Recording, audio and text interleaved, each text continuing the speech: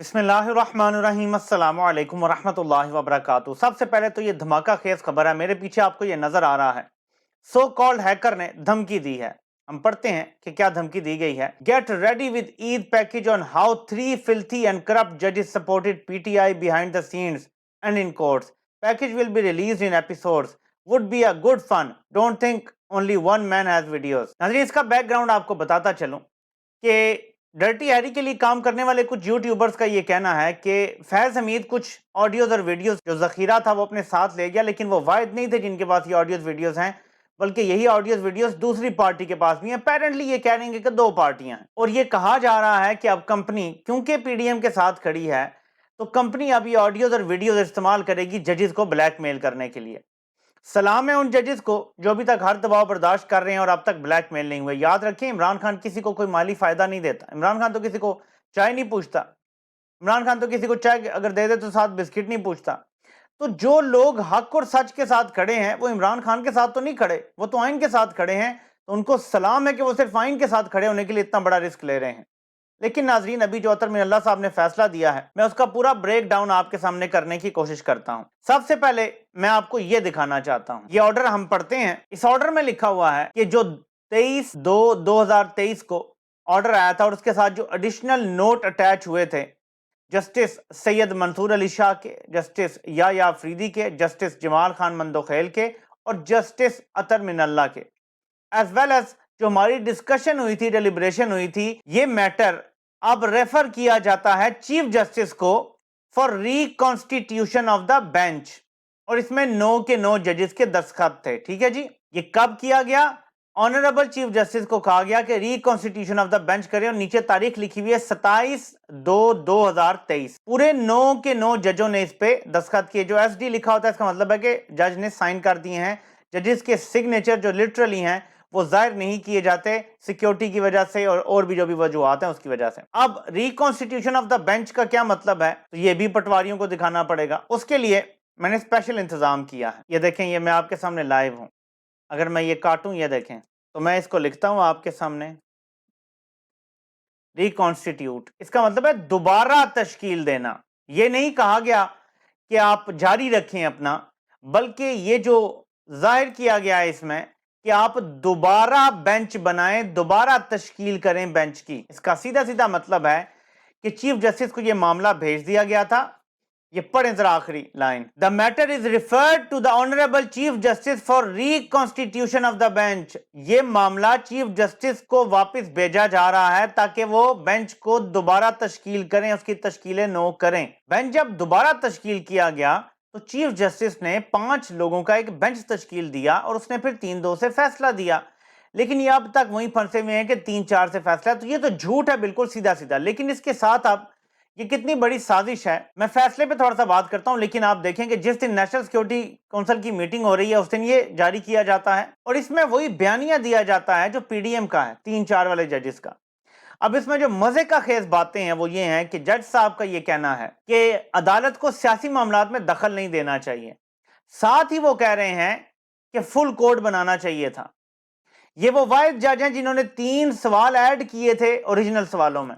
तो अगर आपकी ये सोच थी कि सियासी मामलात में अदालत को नहीं आना चाहिए तो आप क्यों सवालात कर रहे थे बीच में? उसके बाद इन्होंने बड़ी खतरनाक पॉलिटिकल लाइन ली है अतर मिनल्ला साहब ने और उन्होंने कहा जी सारे टर्मोइल का जिम्मेदार इमरान खान है, क्योंकि उन्होंने अपोजिशन लीडर बन के असेंबली में बैठने के बजाय इस्तीफे दे दिए थे, जिसकी वजह से ये सारा कुछ है। ये 100% कंपनी का बयानिया है कि इमरान खान कबूल कर ले इन डाकुओं को। क्या ये महज इत्तेफाक है कि यही बयानिया अतर मिनल्ला साहब भी दे रहे हैं जो कंपनी का बयानिया है? एक और चीज आपको बताऊं, इस फैसले में आपको बार बार एक लफ्ज मिलेगा, ए पॉलिटिकल। ये ए पॉलिटिकल का लफ्ज भी कंपनी ने इसी साल इस्तेमाल करना शुरू किया था जिस साल रजीम चेंज ऑपरेशन हुआ था। इससे पहले मैंने कंपनी के लोगों की इनकी प्रेस कॉन्फ्रेंस में कहीं भी ए पॉलिटिकल का लफ्ज नहीं सुना।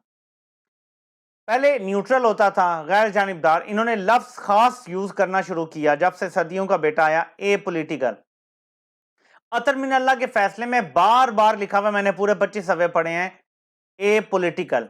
कोई बता दे कि ये फैसला कहां से लिखा हुआ आया है? पूरे 25 सफ़ों में एक जगह भी कहीं नहीं लिखा हुआ कि इस हुकूमत ने सहाफियों पे जुल्म किया, अरशद शरीफ को कत्ल कर दिया, تحریک انصاف کے لوگ اٹھائے جا رہے ہیں، عمران خان کو گولی ماری گئی، عمران خان کو پکڑنے کے لیے اس کا گھر رینسیک کیا گیا، کچھ بھی نہیں لکھا ہوا۔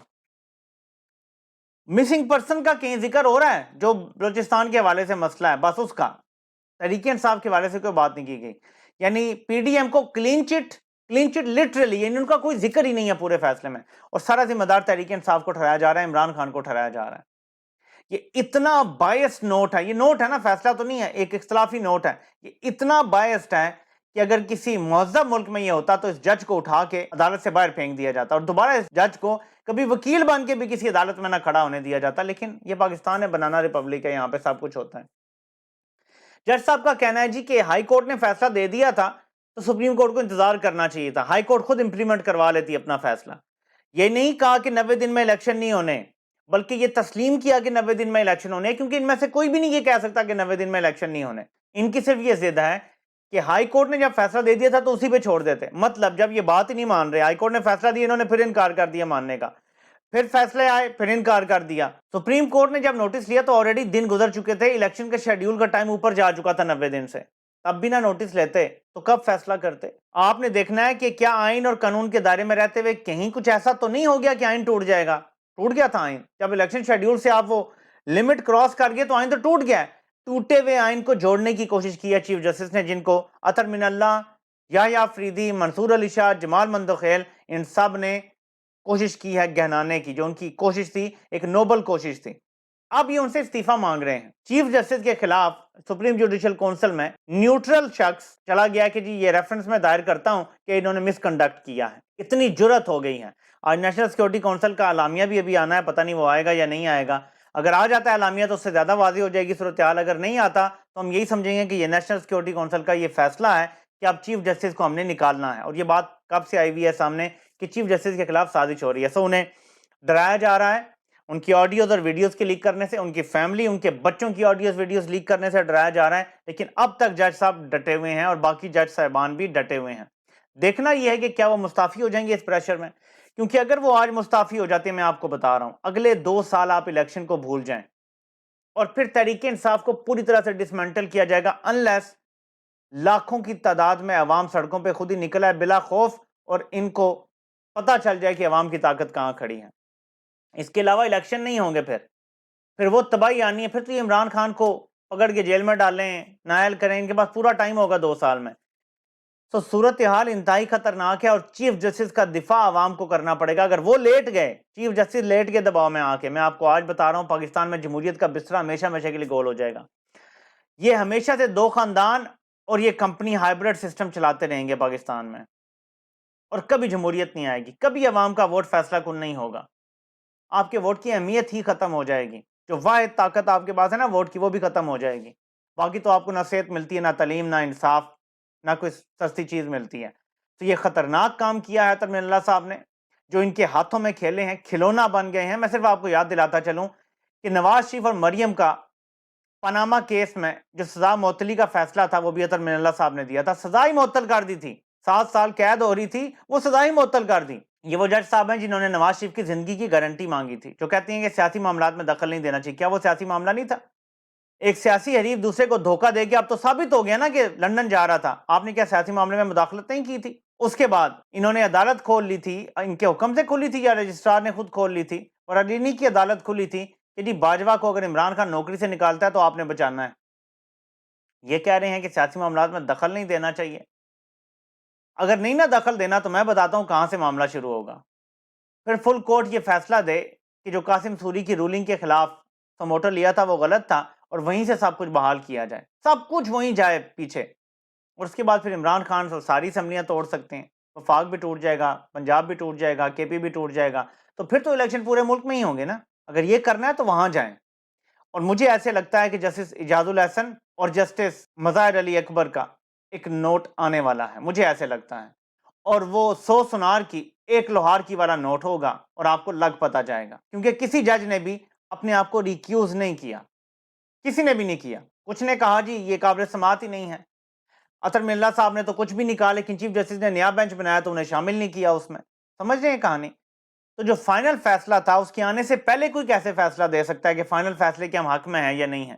یہ تو نہیں ہو سکتا نا۔ انہوں نے 23 کو فیصلہ دیا، اصل فیصلہ 1 مارچ کو آیا۔ تو یہ اس میں بہت سارے لکوناز ہیں، یہ خود پھنس رہے ہیں، ہاتھ پاؤں مار رہے ہیں، جس سے پتہ چلتا ہے کہ کچھ جج بک نہیں رہے اور الیکشن انہیں کروانے پڑیں گے۔ اگر چیف جسٹس استعفیٰ نہیں دیتے تو الیکشن لازمی ہوں گے، یہ میں آپ کو آج بتا رہا ہوں، مارک مائی ورڈ۔ دعا کریں کہ چیف جسٹس ڈٹے رہیں اور ان کے ساتھ باقی ججز بھی ڈٹے رہیں سیسا پلائی دیوار کی طرح۔ آپ سے انشاءاللہ پھر ملاقات ہوتی ہے۔ اللہ پاک آپ سب کا حامی و ناصر ہو۔ آپ سب کے سننے کا بہت بہت شکریہ۔